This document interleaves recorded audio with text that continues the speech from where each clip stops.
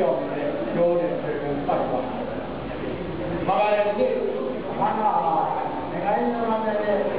ဒါတော့တော့နိုင်လို့ရောက်နိုင်ငံရေးသမားတွေတာမင်နာတော့ပါဒီတော့ပါဒီအပ်တယ်နာကမ္ဘာ့ဘုရားရဲ့လူနာဘယ်လိုလဲတော့ဘောကိုလည်းကောင်းတယ်ဘာလို့တော့ဒီလောကလာတဲ့အခါကျွန်တော်တို့ဒီလိုရဲ့ဘုရားရဲ့ဒီလိုရဲ့မောင်ကြီးဒီလိုရဲ့လူခွေစတဲ့လူချက်ကိုတောင်းပြီးတော့